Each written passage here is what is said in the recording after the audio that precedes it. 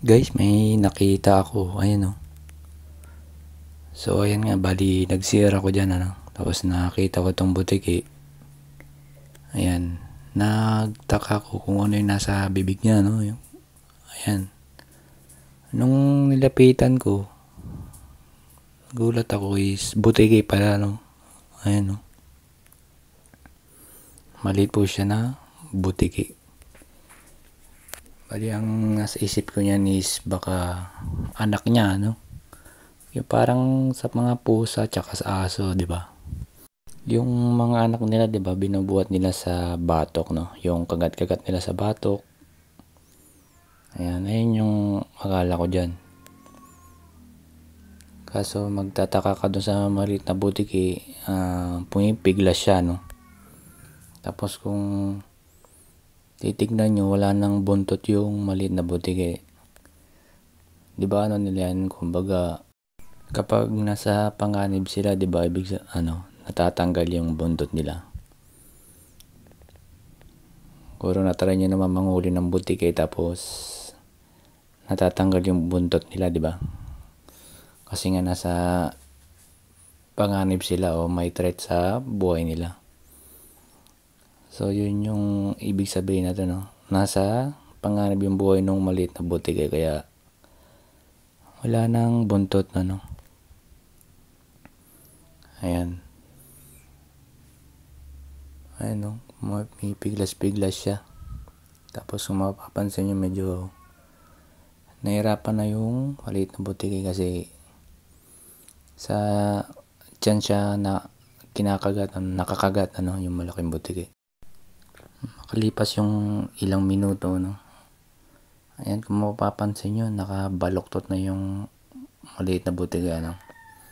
Kumbaga naka letter U na siya.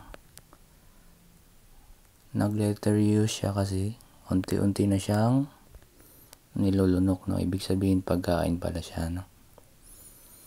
Ayan. First time kong makakita ng ganito, ano? Mapapansin nyo yung tiyan ng butiki is walang laman, ano? Baka walang makitang mga insekto kasi normaling kinakain nila ay mga insekto, no? Mga langaw, mga gamo-gamo, mga maliliit na insekto, ano? Baka wala siyang makita, ano? Baka dahil sa sobrang gutom nitong malaking butiki, ano? Kinain niya itong maliit na butiki, ano? Ilang nga sa tingin ko, no? Baka dahil sa sobrang gutom niya, ano? Kaya nakain niya itong maliit na butiki. Ayan, nalunok niya na yung yung ulo. Wala na yung ulo niya. Ang nabangan ko rito is kaya niya bang lunukin kasi naka letter U yung maliit na butiki, ano? Tinitingnan ko kung malulunok niya ba. Kasi pwede niya namang lunukin ng sa ulo muna, di ba? Parang sa ahas. Dito kasi sa tiyan niya kinagat. Kaya parang mahirapan siyang lunukin, ano? Ayun, wala na yung ulo, no?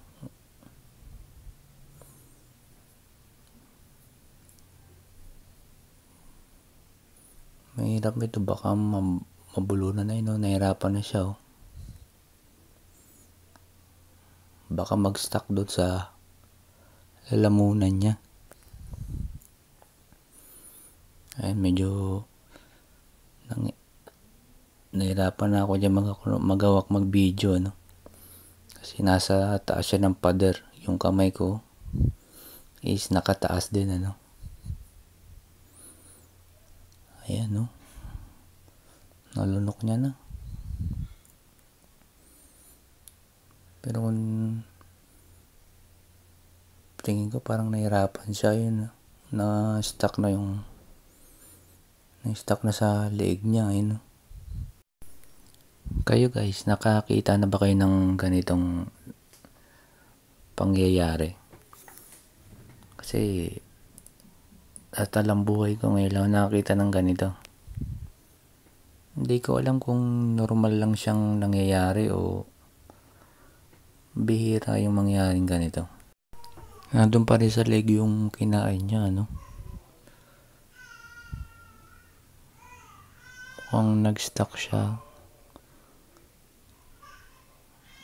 Kaya di siguro makakilos yung buti kaya medyo nahirapan siya. And medyo magalaw na yung pag-video ko, no? Nanginginig na ako dyan. Nahirapan na ako. Medyo nangangalay na kasi ako dyan. Ayan, mukhang papahinga siya, no? Mukhang nahirapan siya eh. Nahirapan siya doon sa nilunok niya. Mali din kasi yung posisyon ng paglunok niya, no?